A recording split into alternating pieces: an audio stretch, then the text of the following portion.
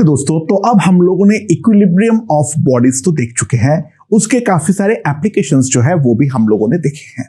ठीक है, नाउ अब एक बात को और हम समझने का ट्राई करते हैं। यहां पर कोई गारंटी तो है नहीं जो कि सिस्टम हमारा हमेशा इक्विलिब्रियम पे होगा। हो सकता है कोई फोर्स अप्लाई करने पर हमारा जो बॉडी का मास होगा, ठीक है, वो मास के वो वाला मास जो है वो एक्सीलरेट भी हमारा करे। ठीक है, हमारा जो बॉडी है वो फोर्स लगाने के कारण एक्सीलरेट भी करे। तो अब हम लोग कोई अगर बॉडी एक्सीलरेट कर रहा है तो इन दैट केस एक्सीलरेशन हम किस तरीके से निकालेंगे उसके बारे में देखते हैं। तो सबसे बेसिक तरीका जो होता है वो ये है, हम जो बॉडी का एक्सीलरेशन निकालना चाहते हैं उसका फ्री बॉडी डायग्राम ड्रॉ करें। सारे के सारे फोर्सेस मार्क हो गए, जरूरत पड़ने पर उनको हम कंपोनेंट पे रिजॉल्व करें। ठीक है, और कंपोनेंट पे रिजॉल्व करने के बाद बॉडी में जो भी उसका एक्सीलरेशन या फिर अगर मल्टीपल एक्सीलरेशंस है तो मल्टीपल एक्सीलरेशन सारे के सारे मार्क करो एंड उसके बाद न्यूटन सेकेंड लॉ लगा दो, that F is equals to ma। ध्यान देना, यहां पर हम केवल और केवल जो एक्सटर्नल फोर्सेस है वही हम मार्क करेंगे और कोई भी बाकी जो इंटरनल फोर्सेस है वो हम मार्क नहीं करने वाले हैं। तो let's start from the very basic, very fundamental. जो मान लो हमारे पास कोई एक फ्लैट सरफेस है और यहां पर एक बॉडी पड़ा हुआ है, बॉडी का मास है m, मैं यहां पर उसको फोर्स लगा रहा हूं F।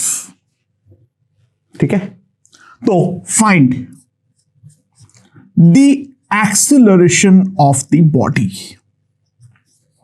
ठीक है, ऑब्वियस सी बात है, ध्यान दो, बॉडी जो है वो मेरा केवल और केवल सरफेस के अलोंग ही एक्सीलरेट करने वाला है।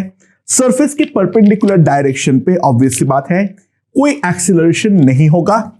तो अगर मैं बॉडी का फ्री बॉडी डायग्राम ड्रॉ करूं तो यहां पर डाउनवर्ड जो है उसका फील्ड फोर्स लग रहा है mg, यहां पर अपवर्ड लग रहा है नॉर्मल और यहां पर दूसरा एक फोर्स लग रहा है F।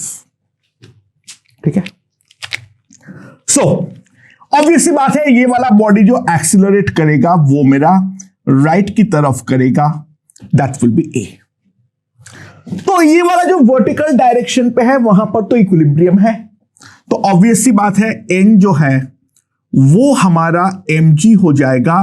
हॉराइजेंटल डायरेक्शन पे जो नेट अनबैलेंस्ड फोर्स है हमारा वो है टुवर्ड्स राइट F, तो F जो होगा that will be equals to ma, तो A जो आ जाएगा that will be equals to F by m। It's a pretty simple and straightforward question। Acceleration जो होगा that will be simply F by m। ठीक है, ना एक सिमिलर सिचुएशन लेते हैं। यहां पर हमारा एक इंक्लाइंड प्लेन पे जो है वहां पर हमारा बॉडी है। ठीक है, ये वाला एंगल ऑफ इंक्लिनेशन जो है वो है हमारा थीटा, ये है मास m। तो यहां पर है हमारा F। तो सवाल ये है, find acceleration of the body.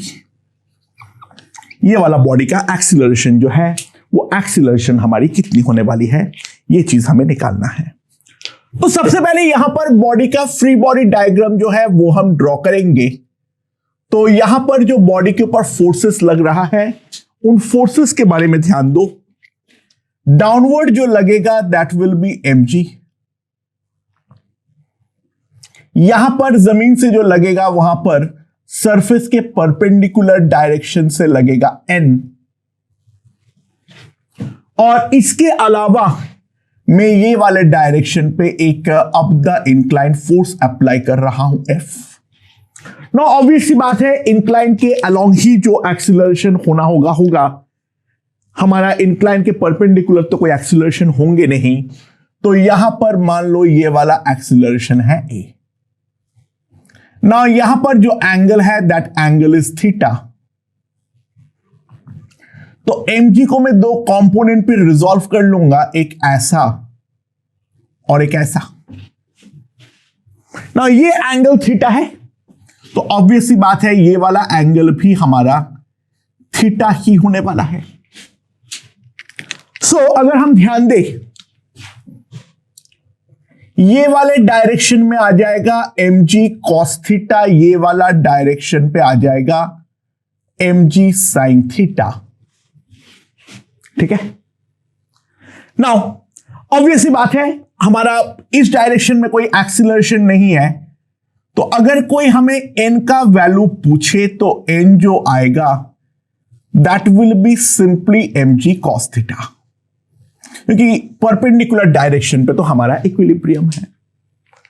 And अब द इंक्लाइन जो हमारा नेट एक्सटर्नल फोर्स है that F minus mg sin theta that must be equals to mass into acceleration. तो हमारा जो बॉडी का एक्सीलरेशन हो जाएगा that will be equals to F by m minus g sin theta. So this is the value of a। ठीक है, और हम लोगों ने a को अप द इंक्लाइन माने हैं। अच्छा, यहां पर एक इंपॉर्टेंट बात है, उस बात पे ध्यान दो। F अगर greater than mg sin theta होगा तो that simply implies a will be greater than 0। तो simply implies body moves up the plane. Body जो होगा that will move up the plane. अगर हमारा F का वैल्यू जो है वो हमारा mg sin थीटा के इक्वल हो तो एक्सीलरेशन जो आएगा that will B 0 and that simply implies body is in equilibrium. Body हमारा इक्विलिब्रियम पे होने वाली है। और अगर हमारा F less than mg sin theta हुई तो ऑब्वियस सी बात है a जो आएगा that will be less than 0, यानी that simply implies body moves down. Body जो है वो हमारा इसके प्लेन से नीचे की तरफ मूव करती है। ओके ओके दोस्तों, तो अगला क्वेश्चन देखते हैं इसके रिगार्डिंग। क्या है मेरा सिनेरियो। मेरे पास एक स्मूथ सरफेस है, ठीक है, और यहां पर जो मेरा स्मूथ सरफेस है इसके ऊपर मेरा 3 मासेस है, like this, this and this. यहां का मास है m1, यहां का मास है m2, यहां का मास है m3, और मैं यहां पर एक फोर्स लगा रहा हूं F।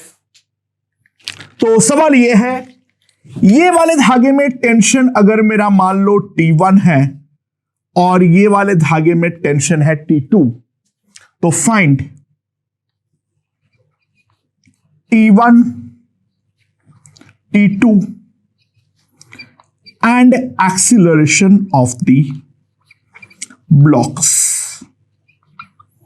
इन ब्लॉक्स का हमारा जो एक्सीलरेशन होगा वो एक्सीलरेशन हमारा कितनी होने वाली है वो चीज हमें निकालनी है। अच्छा, दोनों डिफरेंट धागा है तो दोनों धागे में टेंशन जो होगा वो तो हमारे डिफरेंट ही होने वाला है। बट ध्यान दो क्योंकि अनलिस्टेटेड हम मानते हैं, जो हमारे सारे के सारे जो स्ट्रिंग्स है वो हमारा आइडियल स्ट्रिंग है, तो accelerations of all blocks must be equal. हमारे पास यहां पे तीनों के तीनों ब्लॉक जो है उनका एक्सीलरेशन को हमारा इक्वल होना ही पड़ेगा, अदरवाइज जो हमारे धागे हैं वो या तो हमारा स्लैक हो जाएगा या तो हमारा क्या हो जाएगा, टूट जाएगी। अगर सामने वाले का एक्सीलरेशन ज्यादा हुआ, पीछे वाले का कम, तो धागे में खिंचाव आएगा, ठीक है, एंड धागे को डेफिनेटली टूटना पड़ेगा, अदरवाइज कोई ऑप्शन तो डेफिनेटली हमारा नहीं है। तो सारे ब्लॉक्स का एक्सीलरेशन जो होना पड़ेगा that will be definitely same. So मैं तीनों बॉडीज का अब फ्री बॉडी डायग्राम ड्रॉ करता हूं, ठीक है। तो M1 का अगर मैं फ्री बॉडी डायग्राम ड्रॉ करूं तो यहां पर लगेगा F, यहां पर लगेगा T। अच्छा, मैं N और M1 जी दिखा नहीं रहा हूं क्योंकि वो वर्टिकल डायरेक्शन में है, दैट इज कंप्लीटली रिडंडेंट, ठीक है। यहां पर जो हमारा ये वाला है N और M1 जी वो कंप्लीटली रिडंडेंट है क्योंकि हम बस सीधा इक्वेशन लिखेंगे N इक्वल्स टू M1 जी, ठीक है, क्योंकि उस डायरेक्शन के अलॉन्ग तो इक्विलिब्रियम में है, एक्सीलरेशन वगैरह को लेकर इसका कोई काम नहीं है। और इसका जो एक्सीलरेशन है वो मान लो है A। सिमिलरली अगर मैं M2 के लिए ड्रॉ करूं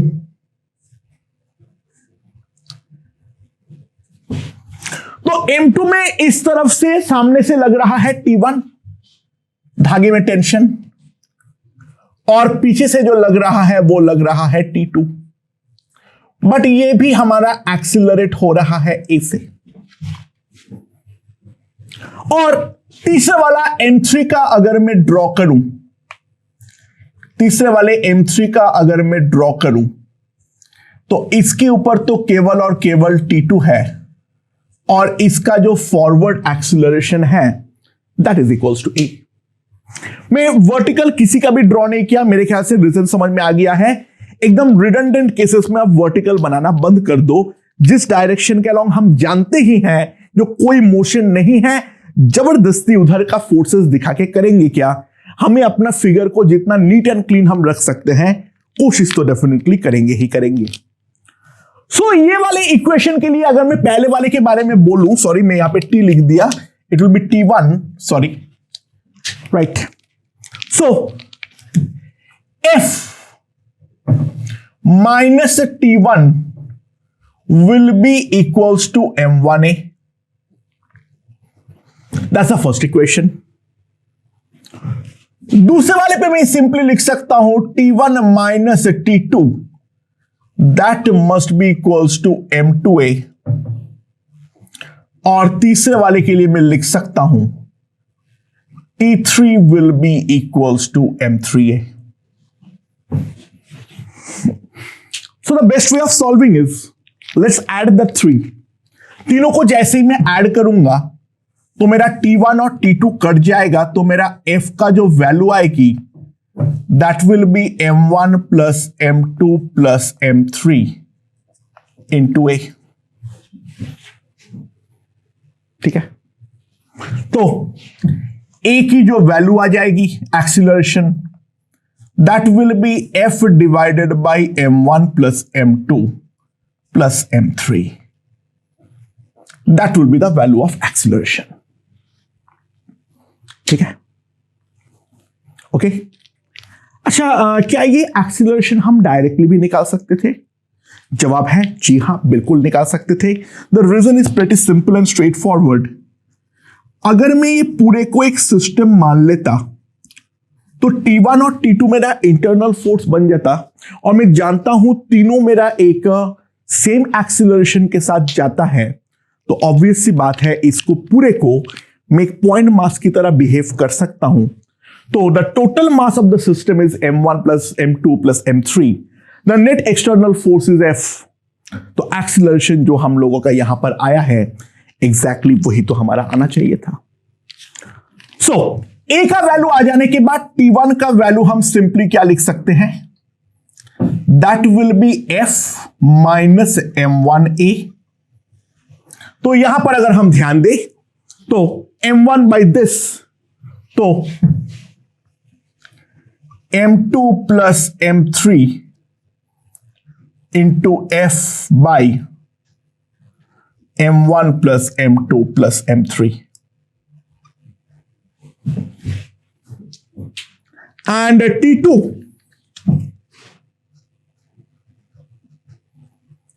that is equals to M3A, that is M3F by M1 plus M2 plus M3.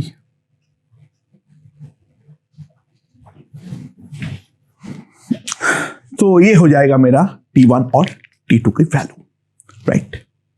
तो टेंशंस हम दोनों स्ट्रिंग में निकाल दिए हैं और जो हमारा यहां पर एक्सीलरेशन है वो भी हमने निकाल दिए हैं। केवल एक्सीलरेशन निकालना होता तो इतनी मेहनत करने की कोई जरूरत नहीं थी। हम डायरेक्टली पूरे को अगर एक सिस्टम मान लेता तो ही हमारे पास पूरा सिस्टम का एक्सीलरेशन जो है वो हमें मिल जाते। Let's move a bit further. हमारे पास एक रॉड है like this is a rod and let us say this is a uniform rod, ठीक है। यूनिफॉर्म रॉड दे या यूनिफॉर्म रोप दे, it doesn't matter. Rope is basically mass वाला स्ट्रिंग। कहीं पर भी अगर रोप लिखी हुई हो ना तो इन दैट केस सिंपली उसको मास वाला स्ट्रिंग की तरह हम ट्रीट कर लेंगे। सो यहां पर अगर मान लो हमारा फोर्स है F1 और यहां पर मेरे पास फोर्स है F2, इसका जो टोटल मास है वो है M, यहां पर है length L। It is given that F1 is greater than F2। यहां पर एक पॉइंट है A at a distance of x from this end। तो सवाल तो ये है पहला, find acceleration of the rod and दूसरा टेंशन at पॉइंट P। अच्छा, रॉड हमारा यूनिफॉर्म दिया हुआ है, मतलब ये है जो उसका मास पर यूनिट लेंथ जो है वो हमारी इक्वल है, ठीक है। अच्छा, ऑब्वियस सी बात है F1 ग्रेटर देन F2 है, तो ये वाले बॉडी के बारे में अगर मैं देखूं तो F नेट जो होगा that will be F1 minus F2 towards right and that will be nothing but mass into acceleration. तो मेरे पास जो इसका एक्सीलरेशन आ जाएगी A, that will be simply F1 minus F2 by M, और डायरेक्शन अगर कोई पूछे तो that will be simply towards right. अब जो है यहां पर एक हम लोग राइट हैंड साइड से यहां तक का पूरा टुकड़े को काट लेते हैं। राइट हैंड साइड से यहां तक का पूरे के पूरे टुकड़े को काट लेते हैं, राइट। सो अगर मैं राइट हैंड साइड से यहां तक का पूरे के पूरे टुकड़े को काट लेते हैं तो दोस्तों यहां पर फोर्सेस क्या क्या लगेगा?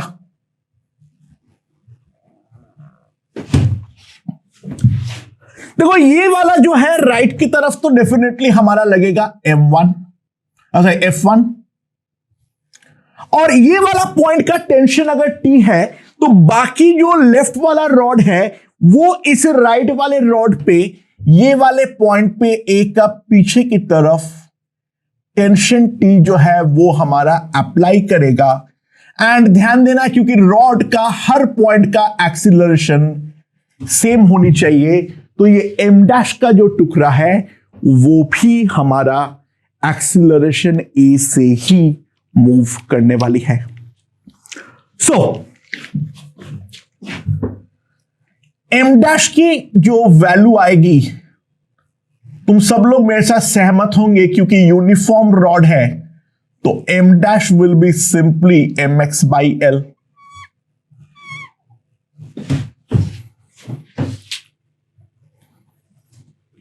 क्योंकि L लेंथ पे मास है M, तो पर यूनिट लेंथ जो हमारे पास मास आएगा that will be equals to M by L, तो X पे जो है that will be equals to mx by L। ठीक है। सो जो हमारे पास आएगा that will be F1 minus T will be m dash into A. तो that will be equals to mx by l into a, that is F1 minus F2 by m. So m goes out, तो F1 minus t, F1 minus F2 x by l। तो मेरे पास t की जो value आ जाएगी that is F1 minus F2 x by l। So that is the value of t as a function of x। ठीक है, चलो अब थोड़ा सा अपना गेम में बदलाव लाते हैं। बहुत सिंपल सा बदलाव है, वो क्या है? मान लो मेरा एक स्मूथ सरफेस है लाइक दिस, और यहां पर जो मास है वो है m, और यहां पर जो वो फोर्स लगाता हूं मैं वो है F। एंड ये वाला एंगल जो है, जिस एंगल पे मैं लगा रहा हूं, ठीक है, find minimum of F to lift it up the plane and acceleration of block in this case। अच्छा, बाय द वे, जब मैं एक्सीलरेशन के बारे में बात कर रहा हूं तो basically I am talking about the initial acceleration of the block. अब लिफ्टिंग वगैरह के बारे में बातचीत हो रही है तो ऑब्वियस सी बात है, हमें यहां पर वर्टिकल डायरेक्शन के बारे में भी बातचीत जो है वो तो करना ही पड़ेगा। तो ये वाला बॉडी का अगर मैं फ्री बॉडी डायग्राम ड्रॉ करूं तो यहां पर है मेरा mg, यहां पर है मेरा नॉर्मल, एंड यहां पर जो मेरा f है उसको मैं दो कंपोनेंट पे रिजॉल्व कर ले रहा हूं, वो है मेरा f cos थीटा, और दूसरा जो होगा that will be F sin theta. Just lift up के केस में वर्टिकल डायरेक्शन में कोई एक्सीलरेशन नहीं होगा, but it will definitely have a horizontal acceleration like this. It will have a horizontal acceleration like this. अच्छा, horizontal में तो और कोई फोर्सेस नहीं है, तो मैं डायरेक्टली एक चीज लिख सकता हूं, जो F cos theta is equals to ma, तो a जो आएगा that will be F cos theta by m। ठीक है, a की जो वैल्यू आएगी that will be equals to F cos theta by m। Now vertical direction को एनालाइज करते हुए मेरे पास सिंपली ये आएगा, जो मैं ये लिख सकता हूं that mg will be equals to n plus f sin theta, and obviously बात है to just lift। देखो, जैसे ही लिफ्ट होगा हमारा ग्राउंड के साथ कांटेक्ट छूटेगा, n का वैल्यू जो होनी चाहिए, मेरा n का वैल्यू जस्ट 0 हो जानी चाहिए। तो f का वैल्यू अगर मैं f मिनिमम लिखता हूं तो F minimum will be equals to mg by sin theta, और ये F के करस्पॉन्डिंग जो हमारा एक्सीलरेशन होगा that F will be mg sin theta, so that will be g into cot theta।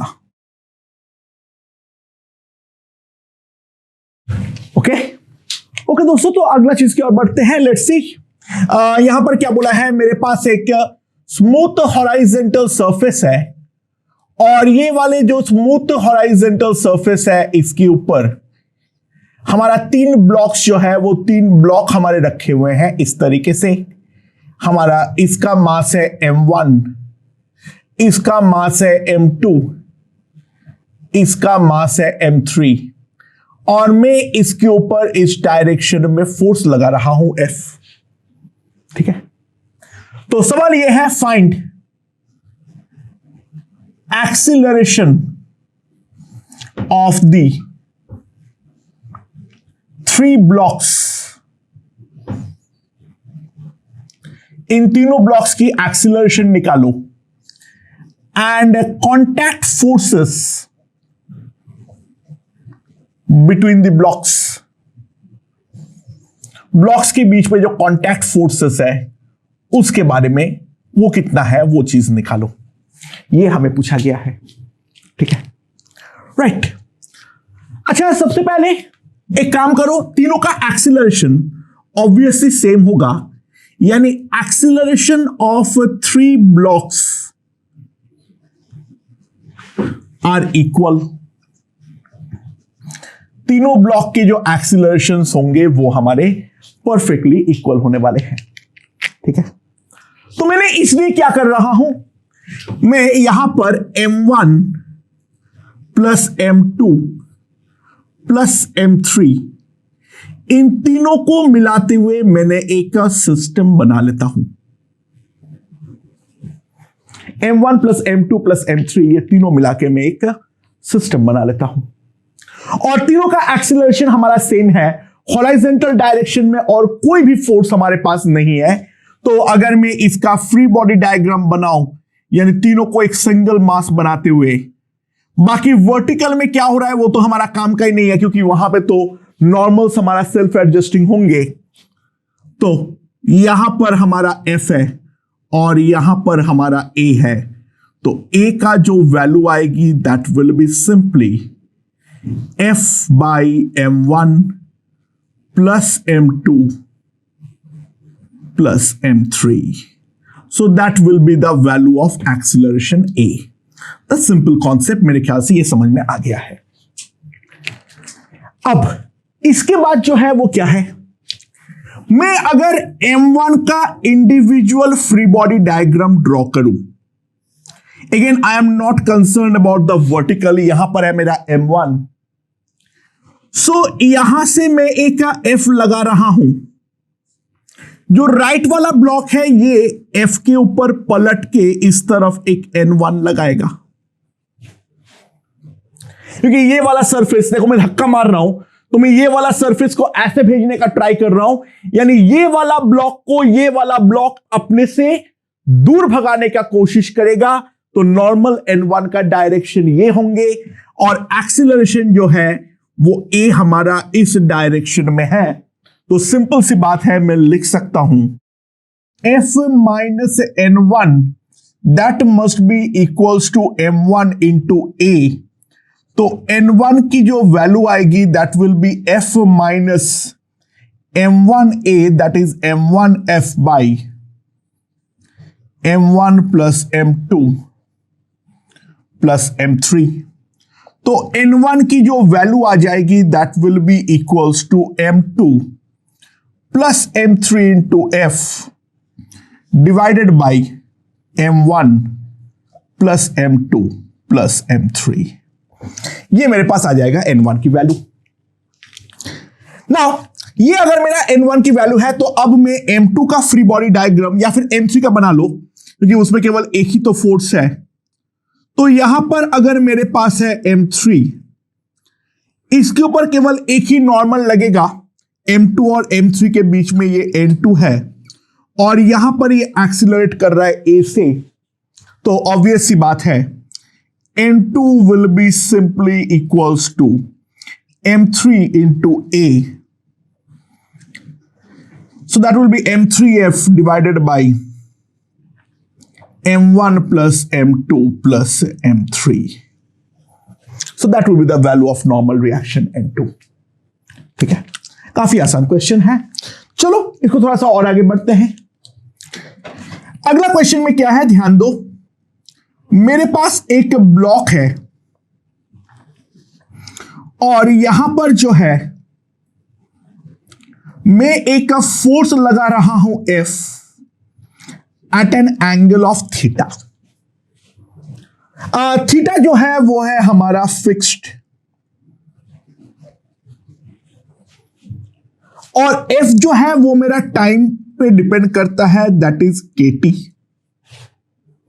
Now ये वाला पार्टिकल मोशन चालू करता है t इक्वल्स टू 0 के साथ और इनिशियल वेलोसिटी है 0। K is a positive constant, ठीक है। इसका मास अगर m है तो find the time eight which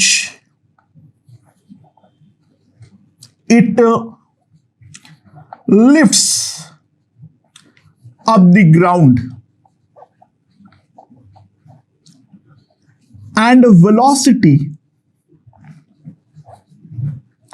at that instant. Velocity at that instant. उस पर्टिकुलर इंस्टेंट पे उसका कितनी वेलोसिटी होगी।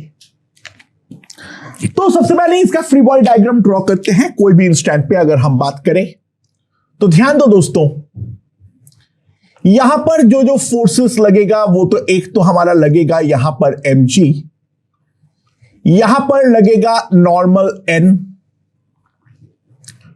यहां पर हमारा लग जाएगा f cos थीटा और मेरे पास अपवर्ड जो लग जाएगा that will be f sin theta.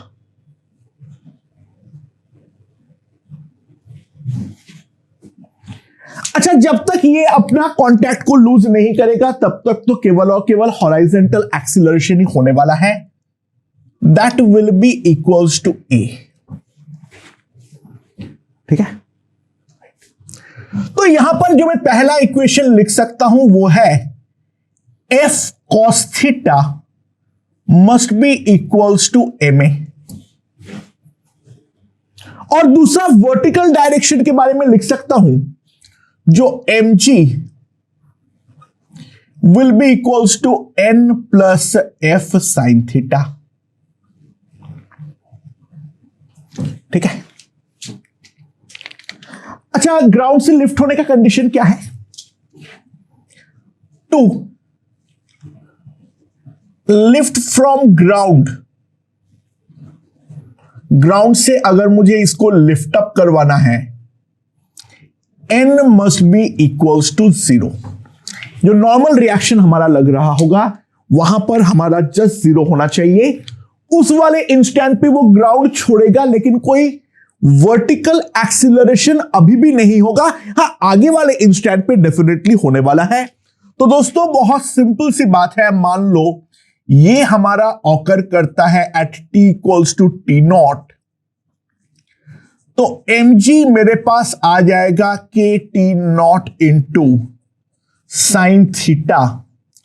तो मेरे पास t नॉट की जो वैल्यू आएगी that will be equals to mg upon k sine theta. That is the value of time t naught जहां पर ये अपना ग्राउंड से लीव करने वाला है। Okay, right. सुनाओ, अब ध्यान देना। अभी मेरे पास क्या है, तो एक्सीलरेशन a मेरे पास क्या आ जाएगा, f cos theta by m, and that can be written as a kt cos theta by m। And obvious बात है एक्सीलरेशन को मैं लिख सकता हूं dv by dt। तो मेरे पास यहां से जो आ जाएगा that will be dv will be equals to cos k cos theta by m into t dt। Now we have to integrate।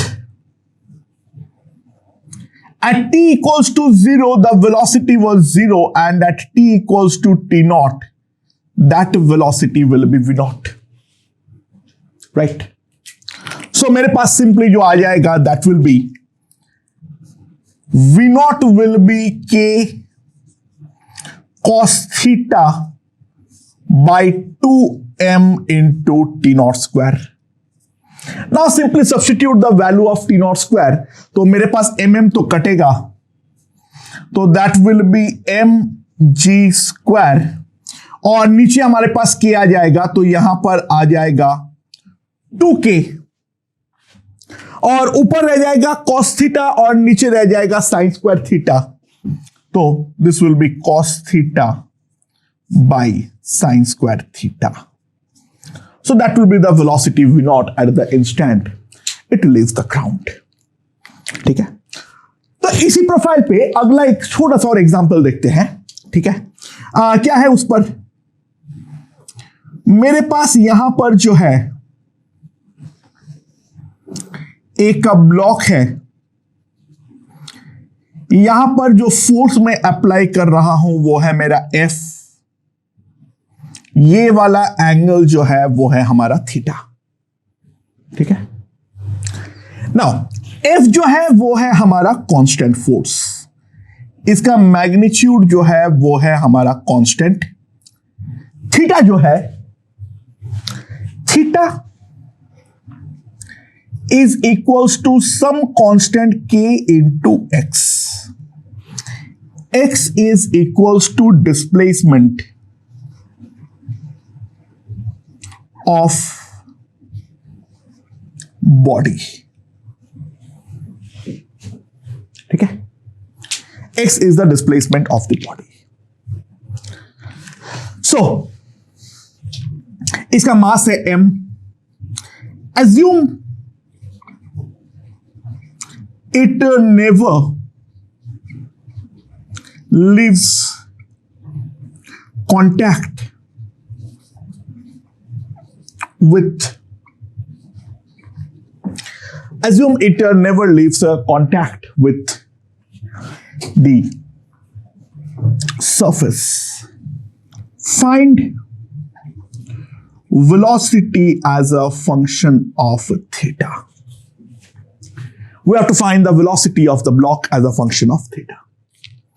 Now, यहां पर सिंपल सी बात है, हम लोग साफ साफ देख सकते हैं, जो वर्टिकल हमारा किसी काम का नहीं है, द रीजन बीइंग, क्योंकि वर्टिकल पे तो नॉर्मल वगैरह बैलेंस कर लेगा, लीव कहीं पर करेगा नहीं, नॉर्मल का वैल्यू हमें निकालनी नहीं है, तो इसका वर्टिकल कंप्लीटली यूजलेस है.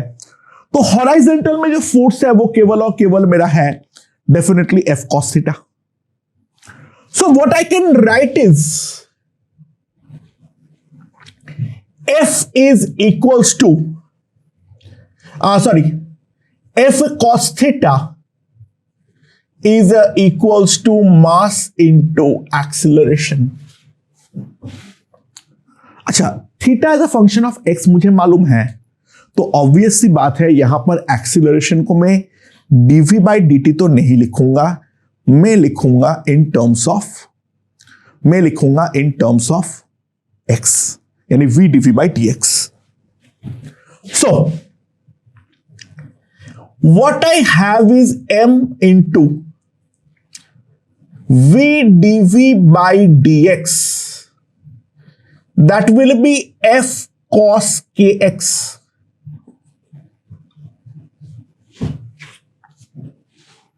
Right? So v dv will be f by m cos kx into dx. Now this is what I have to integrate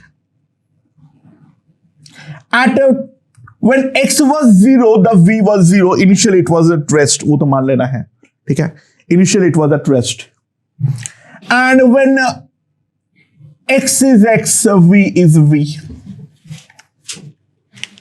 तो मेरे पास जो आ जाएगा that will be v square by 2 f by km, और यहां पर मेरे पास आ जाएगा sin kx. ठीक है, x जो हमारे पास आ जाएगा that will be equals to sin kx। And now obvious सी बात है kx को मैं अगेन थीटा लिख सकता हूं, तो v स्क्वायर मेरे पास आ जाएगा 2f by k m into sine theta. So v will be this. And please note one thing, ये वाला एनालिसिस तब तक ही वैलिड रहेगा जहां पे हमारा theta must lie between 0 to 180। ठीक है, अदरवाइज हमारे पास ये वाला जो वेलोसिटी हो जाएगा वो हमारा इमेजिनरी आ जाएगा। ऑब्वियसली हम लोग ये माने हैं जो फोर्स जो है वो हमारा फॉरवर्ड डिस्प्लेसमेंट ही दिया है। ठीक है, यानी फोर्स हमारा नीचे की तरफ नहीं लगेगा, ये हमारा एजम्पशन डेफिनेटली रहने वाला है। राइट, सो मेरे ख्याल से ये चीज हमें यहां पर समझ में आ गया है। ओके, तो अब हम लोग एक नेक्स्ट इंपॉर्टेंट प्रोफाइल्स के बारे में चर्चा करना चालू कर रहा हूं, यानी आई एम इंट्रोड्यूसिंग नाउ पुली। ठीक है, अब मैं यहां पर पुली को इंट्रोड्यूस कर रहा हूं। सो पुली के लिए सबसे पहले एकदम एक सिंप्लीफाइड चीज बनाते हैं। ये है मेरे पास पुली। ठीक है, पुली जो है वो हमारा मासलेस फ्रिक्शनलेस है, और यहां पर है मेरा स्ट्रिंग। वो स्ट्रिंग भी हमारा मासलेस और फ्रिक्शनलेस है। ठीक है, स्ट्रिंग भी जो है वो हमारा मासलेस और फ्रिक्शनलेस है। नाउ यहां का मास है m1, यहां का मास है m2। Right, m1 is greater than m2, तो find acceleration of both blocks। Find the acceleration of both blocks। ठीक है, T in string and hinge force on pulley and the hinge force on pulley। ठीक है, अच्छा m1 अगर greater then m2 है तो साफ साफ हम देख सकते हैं जो मेरा लेफ्ट वाला है वो लेफ्ट वाला यहां पर ऑब्वियस सी बात है हमारा क्या करेगा, ज्यादा वजन के कारण नीचे आने का कोशिश करेगा, ये m2 को ऊपर की तरफ ले जाएगा। ठीक है, अच्छा बाय द वे पहले एक चीज बोल दे रहा हूं, सुन लो। This setup is called Artwood machine used to measure G। कोई एक जगह पे G का वैल्यू को मेजर करने के लिए हम लोग इसका इस्तेमाल करते हैं। ठीक है, खैर so what will be the scenario. Obvious सी बात है अगर मेरा m1 नीचे की तरफ a से एक्सिलरेट करता है तो m2 को डेफिनेटली अपवर्ड डायरेक्शन में a से एक्सिलरेट करना पड़ेगा। अगर हमारा m1 जो है वो हमारा नीचे की तरफ a से एक्सिलरेट करता है तो m2 को डेफिनेटली अपवर्ड डायरेक्शन में a से एक्सिलरेट करना पड़ेगा, अदरवाइज धागा जो है वो हमारी टूट जाएगी। तो मैं m1 और m2 दोनों का फ्री बॉडी डायग्राम ड्रॉ करता हूं। तो m1 का फ्री बॉडी डायग्राम ड्रॉ करते हुए यहां पर आ जाएगा m1g, यहां पर हो जाएगा मेरा टेंशन T, और ये नीचे की तरफ एक्सिलरेट कर रहा है A से, और दूसरा यहां पर अगर मैं देखूं यहां पर नीचे की तरफ हो जाएगा m2g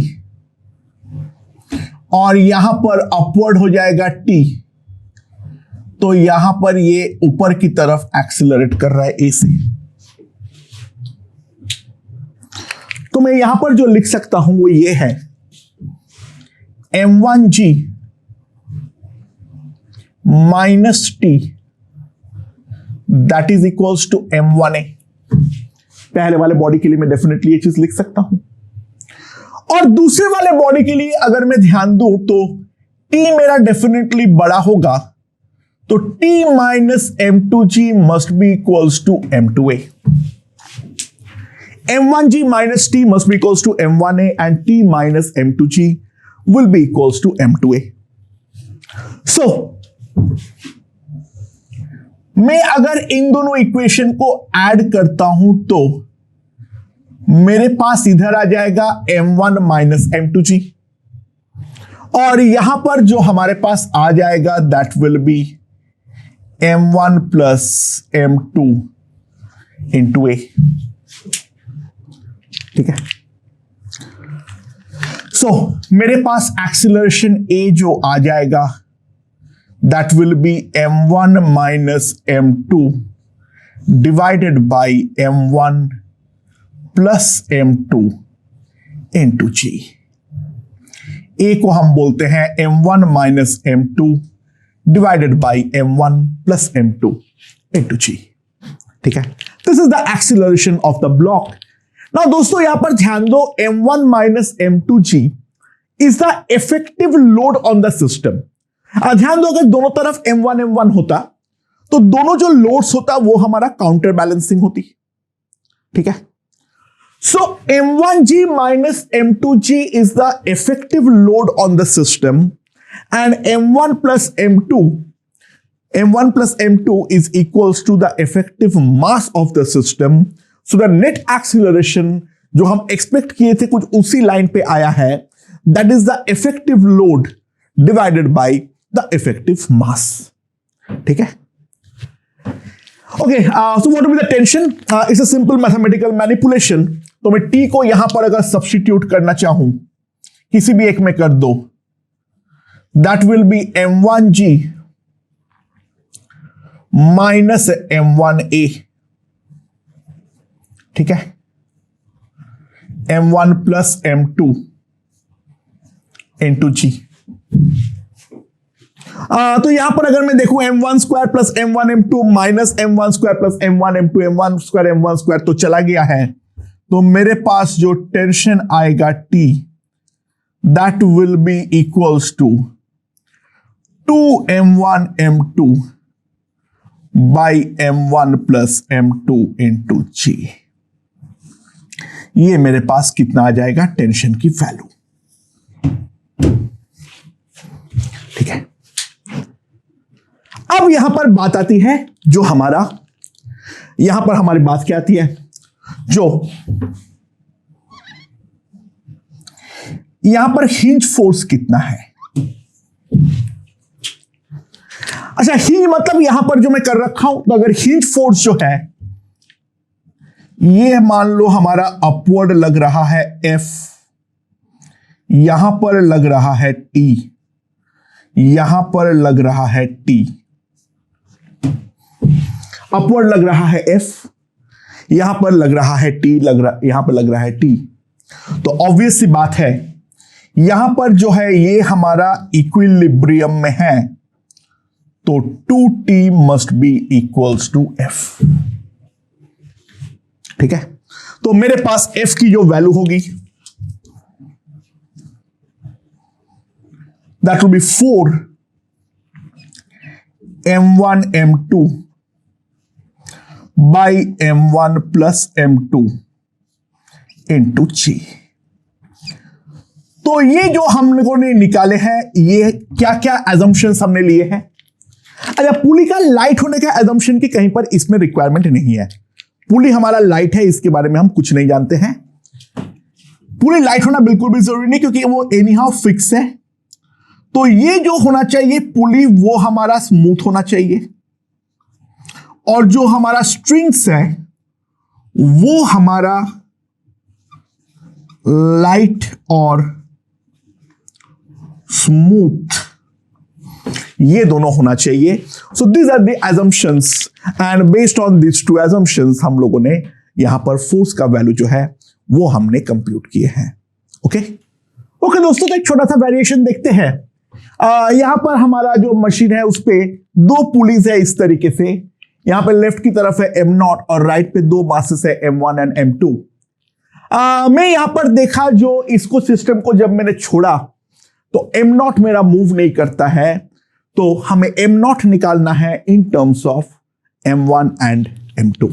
अच्छा, M1 और M2 इक्वल है वो कहीं पर नहीं मालूम है। M1 और M2 भी हमारा इक्विलिब्रियम में है, हम इसके बारे में कुछ भी नहीं कह सकते हैं, दैट्स फॉर श्योर। ठीक है। अच्छा, पुलिस जो है वो सारे लाइट है और फ्रिक्शनलेस है। स्ट्रिंग्स हमारा आइडियल है। तो ध्यान दो, यहां पर क्योंकि हमारा M0 इक्विलिब्रियम में है तो M0 के ऊपर तो डाउनवर्ड फोर्स लग रहा है M0G, और यहां पे अपवर्ड फोर्स जो लग रहा है दैट इज T। तो ऑब्वियस सी बात है, फॉर इक्विलिब्रियम जो हमारा T है वो हमारा M0G होनी चाहिए। अच्छा, यहां पर अगर T है तो ऑब्वियस सी बात है यहां पर भी हमारा T है। एंड ये वाला जो अगर सेकेंड वाला पुली को अगर हम बाहर करते हैं, सेकेंड वाला पुली को अगर मैं बाहर करता हूं तो यहां पर अपवर्ड लग रहा है टेंशन T, यहां पर नीचे की तरफ लग रहा है T1 क्योंकि पुली जो हमारा लाइट है। अब दूसरी बात यह है, ये अगर इक्विलिब्रियम में है तो ये वाला पुली को भी इक्विलिब्रियम में होना ही पड़ेगा, क्योंकि जो इस पॉइंट का एक्सीलरेशन होगा वही हमारा पुली का एक्सीलरेशन है। सॉरी, अदरवाइज तो ये धागा जो है कनेक्टिंग M0 एंड पुली वो हमारी टूट जाएगी। तो ऑब्वियसली बात है यहां पर फोर्स बैलेंस इसका होना जरूरी है, तो T1 जो हो जाएगा that must be equals to T/2।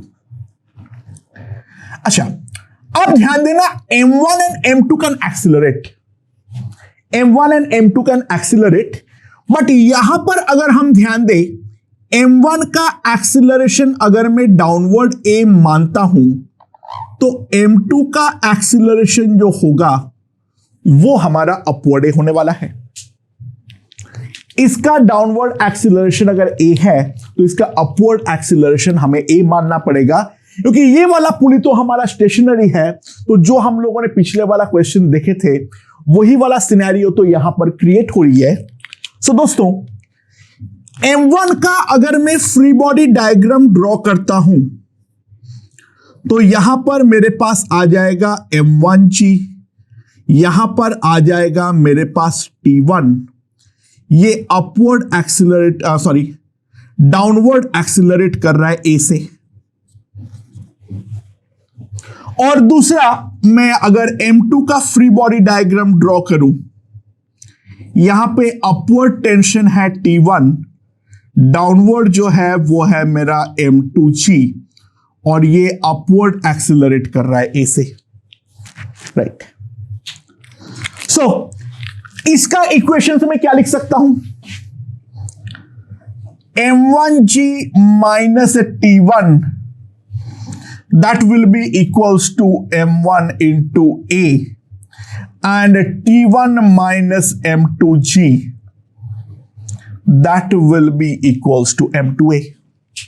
So basically we have to eliminate acceleration, क्योंकि यहां पर तो मेरा कोई काम नहीं है as such।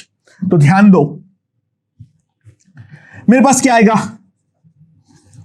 M1G minus T1 by M1 that will be equals to T1 minus M2G by M2। तो मेरे पास जो आ जाएगा that will be T1 divided by into 1 by M1 that will be equals to 2G। अच्छा, आगे से ये वाला चीज को डायरेक्टली याद कर लेना, ठीक है ना। मैं अभी तो फिलहाल के लिए डिराइव कर रहा हूं। सो T1 will be equals to 2 M1 M2G divided by M1 plus M2। ठीक है। सो ये अगर मेरे पास T1 आ गया है तो मैं T सिंपली लिख सकता हूं 4m1m2 by m1 plus m2 into G। ये मेरे पास आ जाएगा T की वैल्यू, बट T को हम लोग पहले ही जानते हैं, that is equals to m naught G। तो सिंपल सी बात है, मेरे पास ये आ जाएगा जो m naught G will be 4m1m2 divided by m1 plus m2 into G। ठीक है, तो मेरे पास क्या आ जाएगा, m नॉट की जो वैल्यू आ जाएगी that will be 4m1m2 by m1 plus m2। ठीक है,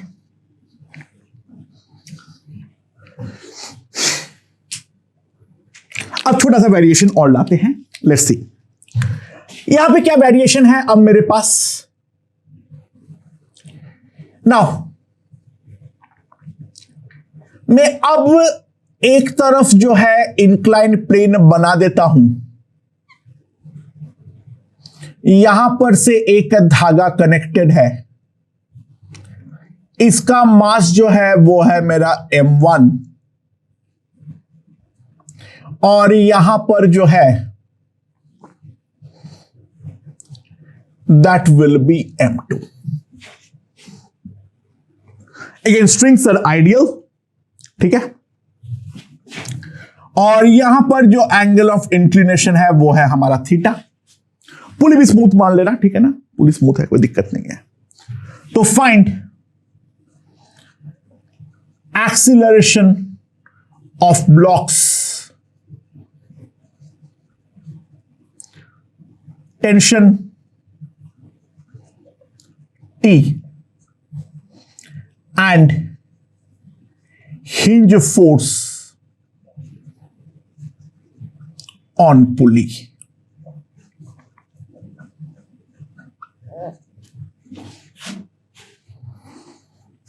ठीक है, ओके। सो किस तरीके से करेंगे, यहां पर दोनों बॉडी का फ्री बॉडी डायग्राम ड्रॉ करते हैं। तो यहां पर जो है मेरे पास m1 है, तो ये m1 के ऊपर फोर्सेस जो लगेगा वो एक लगेगा डाउनवर्ड m1G, यहां पर लगेगा नॉर्मल N और यहां पर लगेगा टेंशन T, और m2 के ऊपर जो है यहां पर लगेगा टेंशन T, यहां पर लगेगा m2G। अच्छा, यहां पर हम नहीं जानते हैं एक्सीलरेशन किस तरफ होगा, हम निकालेंगे ब्लाइंडली, अगर गलत लगे मानेंगे तो वैल्यूज पुट करने के बाद अपने आप हम लोग गलत जो है वो साबित हो जाएंगे। तो मान लो ये वाला m2 वाला नीचे जाता है, इसका एक्सीलरेशन अगर a है तो m1 वाले का जो एक्सीलरेशन है वो भी हमारा अपवर्ड a तो होना ही पड़ेगा, अदरवाइज जो धागा है वो हमारी टूट जाएगी। सो resolve m1G into two components. Now see, this angle is theta, so this angle is also theta. Perpendicular to the incline तो हमारा किसी काम का नहीं है, तो what I can write is T minus m1G sin theta, that is equals to m1A, और इसके लिए मैं लिख सकता हूं that is m2G minus T, that is equals to m2A। तो सबसे पहले तो इन दोनों को हम ऐड कर डालते हैं। तो इन दोनों को अगर हम ऐड करते हैं तो A की जो वैल्यू आएगी that will be m2 minus m1 sine theta into G divided by m1 plus m2। ठीक है, A will be m2 minus m1 sin theta into g divided by m1 plus m2. Try to understand. इधर का load जो है वो है m2g, यहां का जो इफेक्टिव लोड है, ये पूरा वेट जो है वो हमारा लोड में कन्वर्ट नहीं हो रहा है, उसका एक कंपोनेंट जो है वही तो केवल और केवल मेरा वेट में हमारा लोड में कन्वर्ट हो रहा है। तो इफेक्टिव लोड जो आएगा that will be m1g sin theta, and acceleration वापस हमारे पास वही आया है, this is the effective load divided by the total mass, right.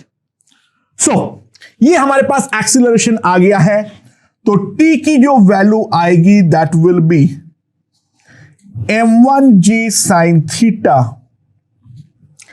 Plus m1 m2 minus m1 sin theta into g divided by m1 plus m2। So t की जो वैल्यू आएगी उसको देख लो, मेरे पास क्या आ जाएगा, यहां पर g हो जाएगा, g तो बाहर आ जाएगा, चलो m1 square plus m1 m2 plus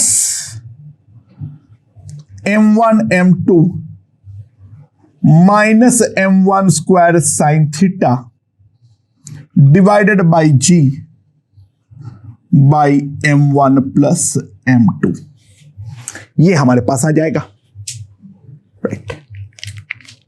so now अब क्या करेंगे हम लोग, सॉरी मैंने कुछ गड़बड़ किया हूं, हाँ ऑब्वियसली किया हूं, सॉरी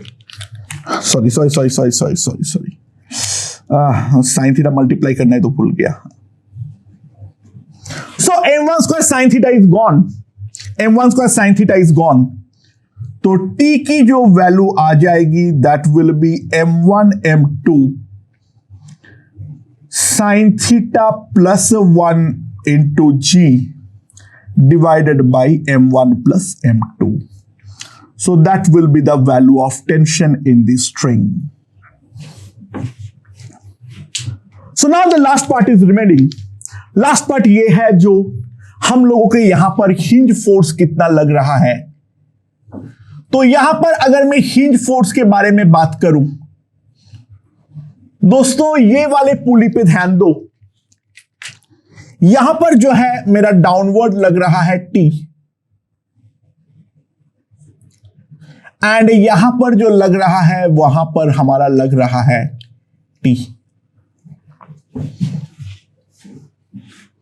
ठीक है। अच्छा, ये एंगल अगर थीटा है तो ये दोनों के बीच का एंगल जो होगा वो साफ साफ होगा 90 माइनस थीटा। सो यहां पर जो हमारा हिंज फोर्स होगा वो इन दोनों का ऑपोजिंग फोर्स होगा, क्योंकि ये तो हमारा इक्विलिब्रियम में है, तो this will be equals to F। तो F जो होगा that will be equals to under root t square plus t square plus 2t square cos of 90 degree minus theta. Now cos of 90 degree minus theta is nothing but a sine theta, तो मेरे पास जो आ जाएगा F that will be equals to 2t square तो यहां पर भी आएगा, so root 2t into root over 1 plus sine theta, ये हमारे पास आ जाएगा F का वैल्यू। नाउ इसके वैल्यू को यहां पर पुट कर दो, तो मेरे पास F जो आ जाएगा F will be root over 2 m1 m2g by m1 plus m2 into 1 plus sine theta to the power of 3/2। ये हमारे पास नेट हिंज फोर्स का वैल्यू आ जाएगी, क्योंकि इन दोनों टेंशन को जो अपोज करेगा वही तो हमारा हिंज फोर्स होने वाली है। So now what should be the next variation? The next variation is pretty obvious, जो दोनों तरफ क्यों ना हम इंक्लाइन पे चला दे, तो एक बार हम इंक्लाइन पे चला देते हैं, लेट्स सी।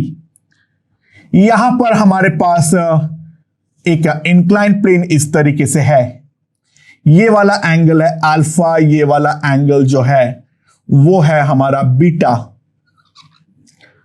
एंड यहां पर है हमारा पुली। ठीक है, सुनाओ,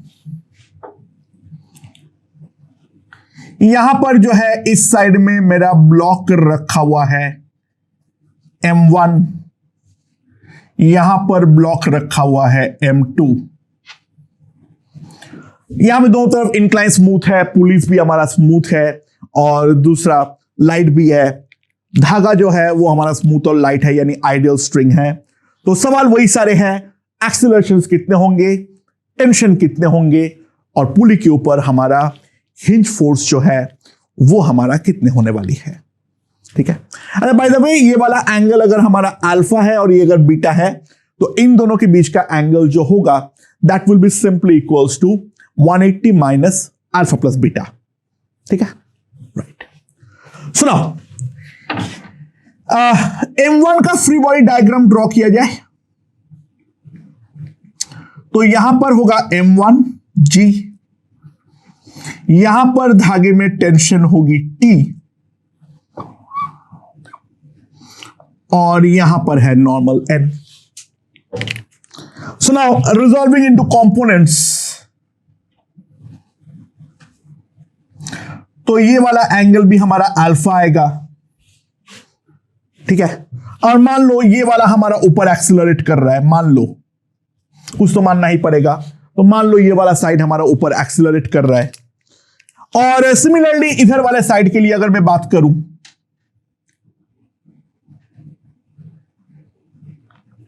नीचे की तरफ लग रहा है M2G,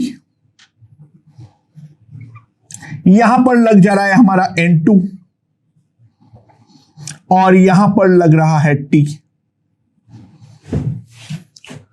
और ऑब्वियसली बात है, धागे को अगर बचाना है तो यहां पर भी इसके ऊपर एक एक्सीलरेशन आना चाहिए E, एंड यहां पर भी अगर हम कंपोनेंट पे रिजॉल्व कर ले M2G को, ये वाला एंगल हमारा बीटा है। ठीक है, नाउ कॉस अल्फा या कॉस बीटा वाला कंपोनेंट तो कोई काम का नहीं है, तो यहां पर मैं डायरेक्टली लिख सकता हूं T minus M1G sine alpha M1A M2G sign beta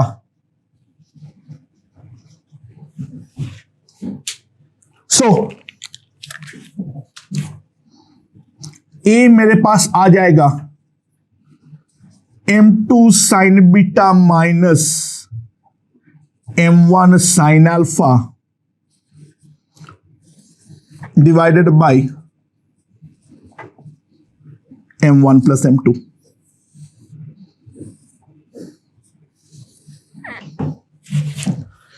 ये मेरे पास हो जाएगा A, और मेरे पास ये A का वैल्यू अगर हम सब्स्टिट्यूट करेंगे तो वहां पर मेरे पास टेंशन आ जाएगी। तो चलो टेंशन जल्दी से निकाल लेते हैं। तो T की जो वैल्यू आएगी that will be equals to, ठीक है, अच्छा या फिर काम कर सकते हो, दोनों A को इक्वेट कर दो। ठीक है, इसको पुट करना काफी लंबा पड़ेगा, उससे बेटर टेक्निक ये है दोनों तरफ का A को इक्वेट कर दो। तो मैं ये तो लिख ही सकता हूं, जो T by M1 minus G sine alpha will be equals to G sine beta minus T by M2।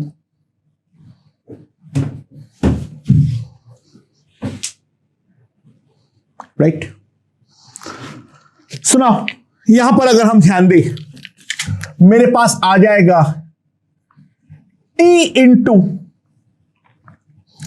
M1 plus M2 divided by M1 M2, that will B G sine alpha plus sine beta.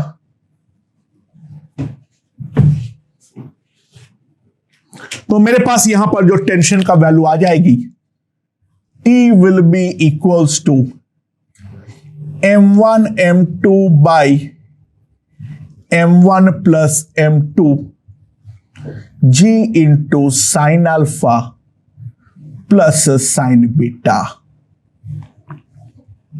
ये हमारे पास आ जाएगी tension की value.